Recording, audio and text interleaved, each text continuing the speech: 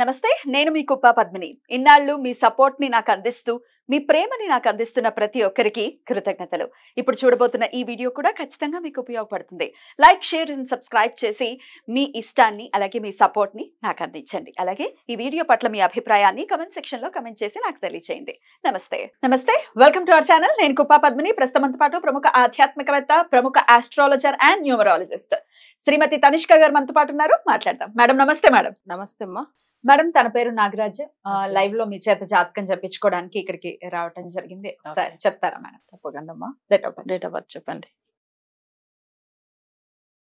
Time 12:45 అంటే మధ్యాహ్నమా? Night 1 కి almost.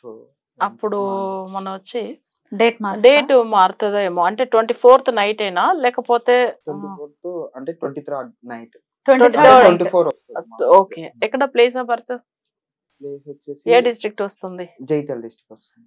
అంటే మన కరీంనగర్ వస్తుంది అట్లా. కరీంనగర్ వస్తుంది. Okay okay. ఫస్ట్ ప్రశ్నం కూడా వేసాము, అది చూస్తాము. తర్వాత మీ జాతక పరంగా ఎలా ఉంది అనేది కూడా చూస్తాం.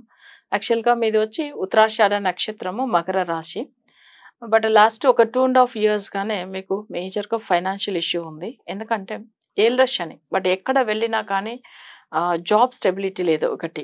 రెండోది ఫైనాన్షియల్ ఇష్యూ. ఇదన్నీ కూడా లాస్ట్ 2.5 yearsలో వచ్చింది. నెక్స్ట్ వన్ ఏంటంటే మీకు వాల్యూ లేకుండా అయిపోతుంది ఎక్కడ వెళ్ళినా. సో ఏదో ఒక విషయం ప్రాబ్లమ్స్ ఎక్కడో జరిగేది మీ మీద వచ్చి పడుతూ ఉంటుంది.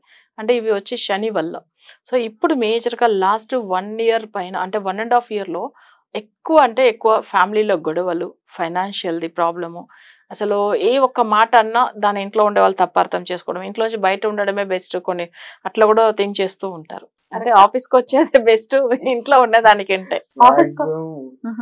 ఇంటికి వెళ్ళిన కదా, 1 day ఉన్నాను, వచ్చేసా వెంటనే. అవును, చాలా రోజులు పడుతుంది అని చెప్పారు. 4 years అయితే అసలు ఇంటికి చూసారా, ఏళ్ళ శని స్టార్ట్ అయింది కదా, అక్కడ నుంచే ప్రాబ్లం తనకి.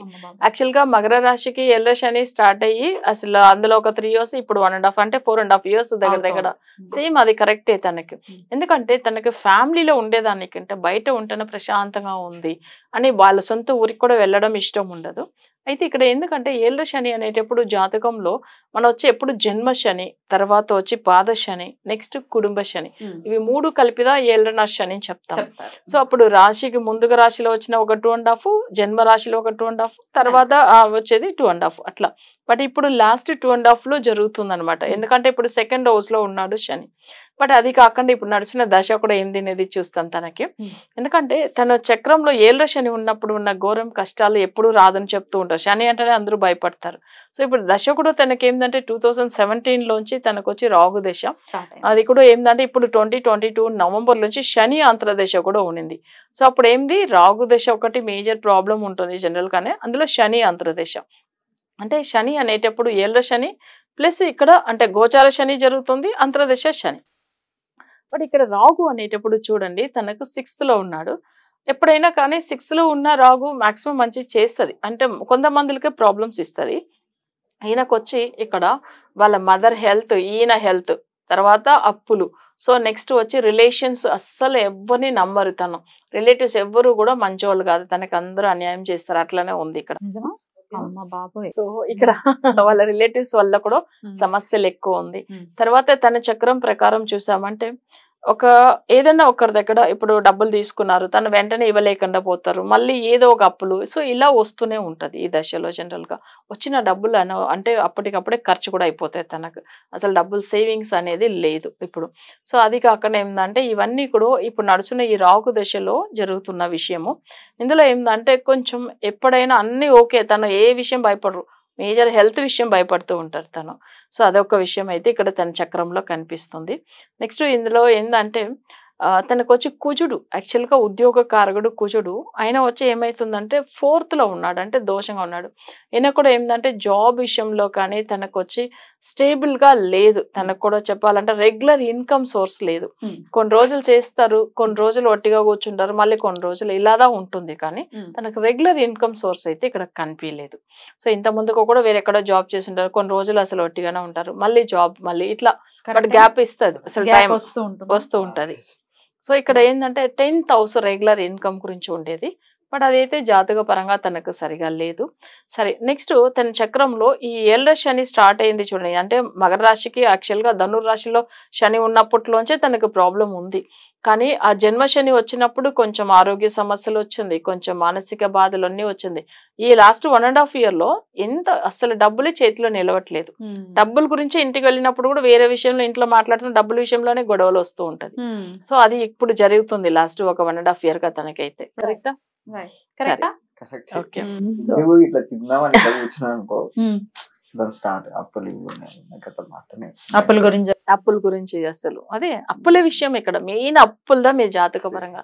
యాక్చువల్ గా కుజుడు రుణకారకుడు చెప్తాం కదమ్మా, ఆయన నెగిటివ్ గ్రహం అయిపోయాడు. లగ్నం వచ్చే ఆయనకు కుంభ లగ్నము, అక్కడ 10th లో మాంది అనే కుజుడు మేజర్.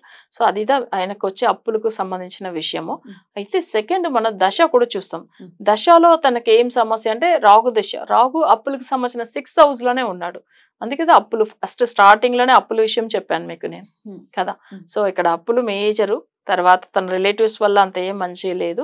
ప్లస్ తన ఫ్యామిలీ పరంగా చూసామంటే ఇక్కడ నుంచి వెళ్తానే తనకు డబ్బులు ఖర్చు అవుతుంది, కానీ అసలు మళ్ళీ ఆ డబ్బుల విషయంలోనే ఇంట్లో కూడా గొడవలు అవుతుంది. ఇవన్నీ ఎప్పుడు సాల్వ్ చేయపోతాము అట్లా అనేసి. సో ఇది ఫ్యామిలీ పరంగా తను చాలా సఫర్ అవుతుంది. రైట్, ఏమైనా తెలుసుకోవాలనుకుంటున్నాను చెప్పండి. అదే జాబ్ గురించి అప్పుల గురించి ఏం లేదు. సెట్ అవుతుందా లైఫ్? కరెక్ట్. జాబ్ లో సెటిల్మెంట్ ఎలా ఉంటుంది, ఎట్లా సెట్ మోస్ట్లీ అయితే అప్పుల గురించి. అప్పులే కదా. సో అది ఏంటంటే ఇప్పుడు మనం సరే ఇక్కడ నేను ఇంకో విషయం చూసాను, బట్ ఇక్కడ ప్రశ్నంలో గురించి కూడా మనం మాట్లాడాలి కదా. ఇక్కడ మీరు ఉన్న స్థలం అంటే మీ సొంత ఊర్లో ఉన్న స్థలము మీకు నెగిటివ్ గానే ఉంటుంది, అక్కడ డెవలప్మెంటే లేదు. సో మీరు అది ఏ ఊర్లో ఉన్నారో బట్ మీ ప్రాపర్ మీరైతే ఓన్ హౌస్ ఉంది కదా, సో అక్కడ మీకు ఏమైతుందంటే ఎలాంటి డెవలప్మెంట్ లేదని ఇక్కడ చూపిస్తుంది. కష్టపడుతూనే ఉన్నారు వాళ్ళు అట్లానే.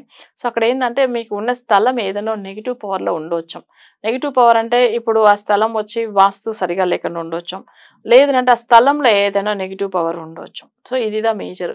అంటే మనం నెగిటివ్ పవర్ అంటే చాలా మందికి ఏమనిపిస్తుంది, వాస్తు చూసి కన్స్ట్రక్షన్ చేసిన హౌస్లు కూడా కొన్ని అస్తలు బాగాలేదు అంటే ఆ స్థలంలో ఒక వైబ్రేషన్ నెగిటివ్ వైబ్రేషన్ ఉంటే వాళ్ళకి సెట్ అవ్వదు.